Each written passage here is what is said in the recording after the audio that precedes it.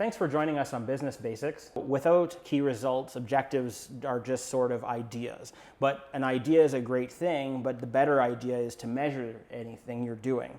So with key results, what the goal is to take the objective into an actionable, measurable state. Common goal for a lot of people when New Year's rolls around is they want to maybe slim up the waistband, but a lot of people forget the important part, which is to measure. So the idea is good in concept that we want everyone around us to be healthier, happier, feeling better about themselves, but a lot of people skip the effort to make the measurement to see what type of impact they're having. And this is where key results come into play.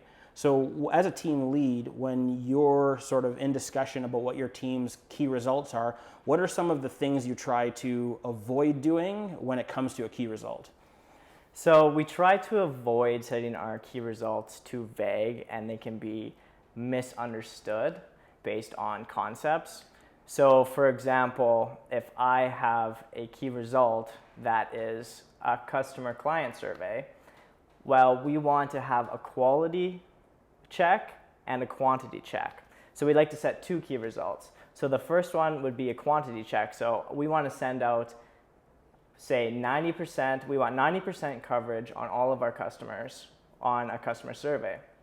But we just don't want to hit them with an email and not have any personal contact with them. So say we set a qualitative key result that is, we must have at least a 10-minute conversation with our clients so we have more personal interaction with them.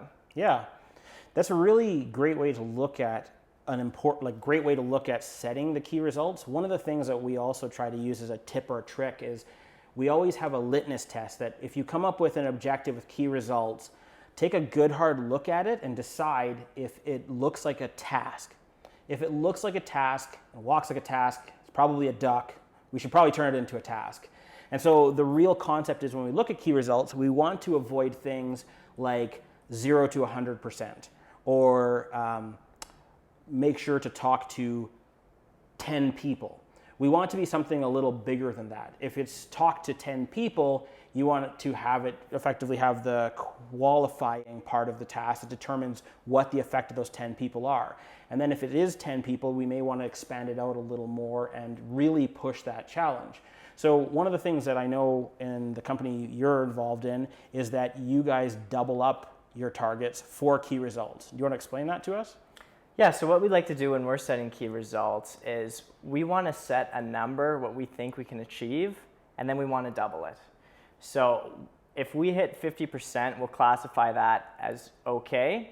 But if we strive and we reach beyond and we hit that 100% mark, then our company is fundamentally different from what we have achieved. Absolutely. One of the good ways to think about it is that, say you were tasked to make a car more efficient. If your key result was to make it 5% more efficient or 10% more efficient, you could probably just make a quick little couple changes and some alterations and you'd get that 5 to 10% out of it.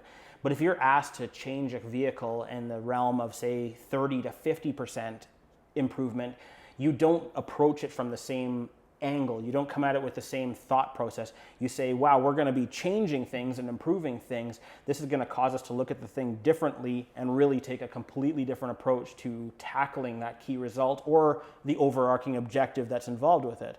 So it's really important that we try to encourage people to set really aggressive targets that sort of give them that level of uncomfortableness or that drive to be like, you know, if we accomplish this, whoa, like we're going to be in a different place once this is done. And it's really good to look at those things, but it's also a fine line. You can also go too far where if you set objectives that are so far out, you could end up running your team ragged or causing additional stresses or just setting unachievable goals. So it really is a skill that you work on and you spend a lot of effort on.